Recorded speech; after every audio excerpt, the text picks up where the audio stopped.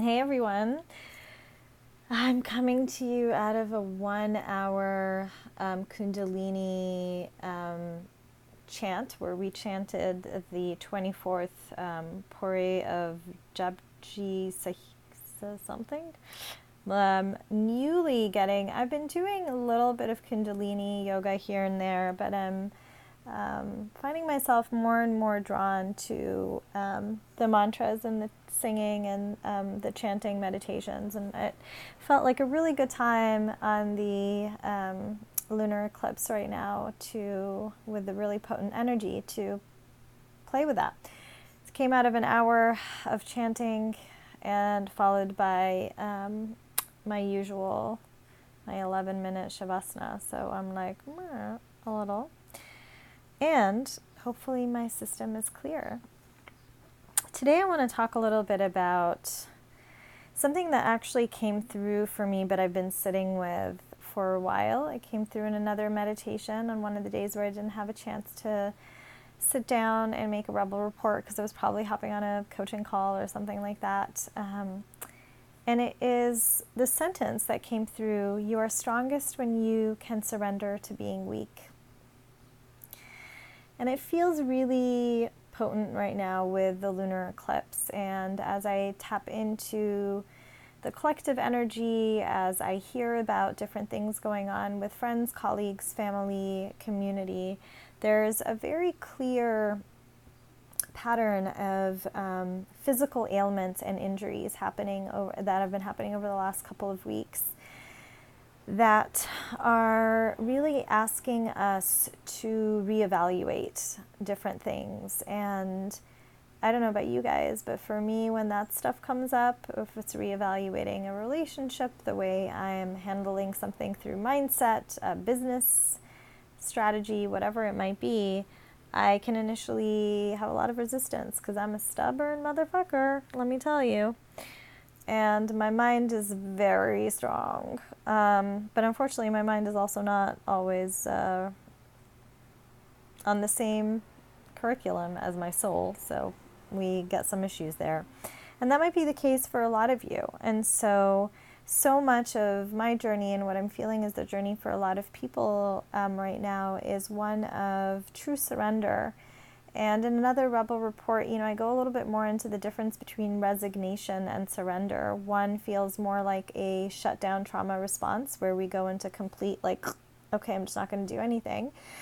Where it's more of a sense of shutdown, freeze, denial, bypassing, right? And then surrender, which is really about putting your hands up in the air and saying, I surrender to the fact that I am small, that at times I am powerless, and that there is a bigger plan for me that I may not understand. Now, I don't know about you guys, but when I hear that stuff, I'm like, I have willpower, I have strength, and all my fighter energy comes on board.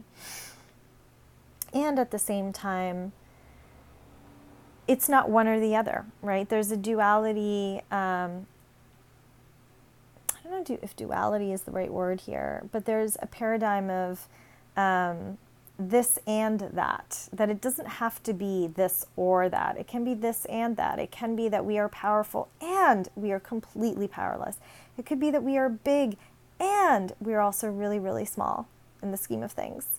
If you zoom out into the universe and out in history timeline, whatever you're worrying about right now is probably not a big thing.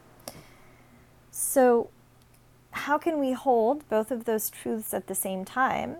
And and right now, what it feels like is that we're really being worked around the piece of accepting that we are small and accepting that we are powerless and accepting that there is a bigger plan, that we are upgrading as a human species, that our energetic bodies are coming online more and more because this is part of what we need to heal the planet, to stay alive as a species. This is part of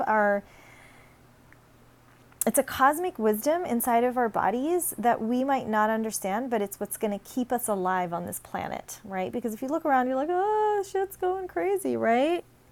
Yeah, There's a cosmic intelligence in our DNA, in our genes, that has us understand that this is part of the process. So if your back is out, your neck is messed up, you're getting migraines, you're feeling extra woo or super lethargic. I mean, I've got so many things that have happened to friends of mine and myself included. You're having weird throat stuff, you are coughing, you broke a finger. I mean, these are all things that have happened for friends of mine just in my community. This is all part of a chance to, a door that's opening, a chance to re-examine what it actually means to be your strongest, and how can you be your strongest when you actually surrender to being weak, and that's okay. Sometimes when we're weak, our fighting instinct comes up. No, I can do this, I'm stronger than that. And there's times when that totally works, and it's very important, and it's part of the formula. But that time it has passed. We've been doing this for a while now, and we are so incredibly,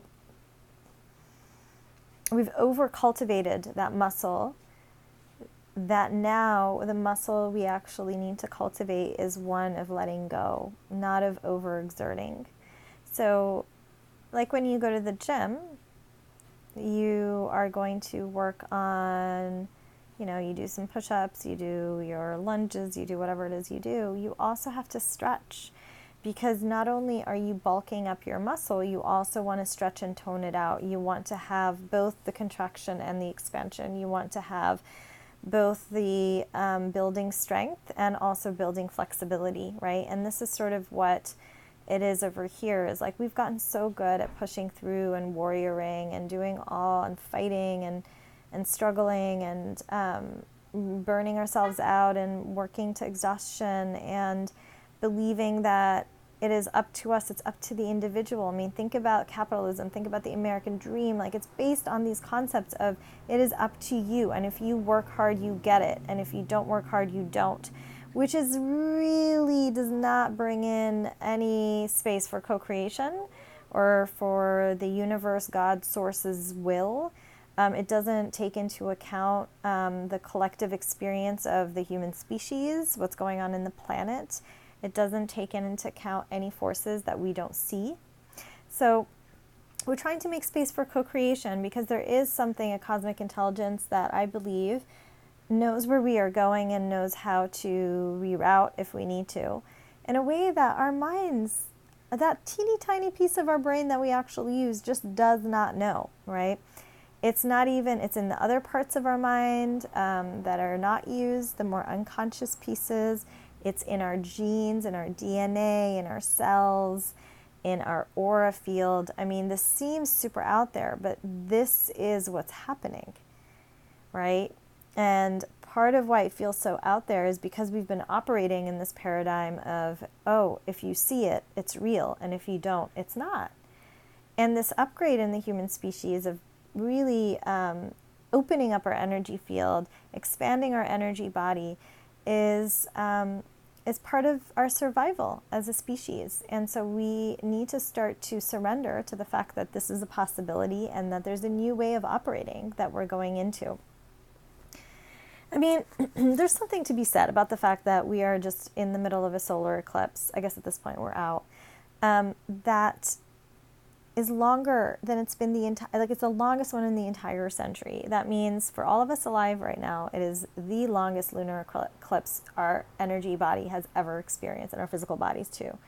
So accept that there's going to be moments of weakness. Surrender and know that it is in fact your strength. You are strongest when you can surrender to being weak. I love you guys.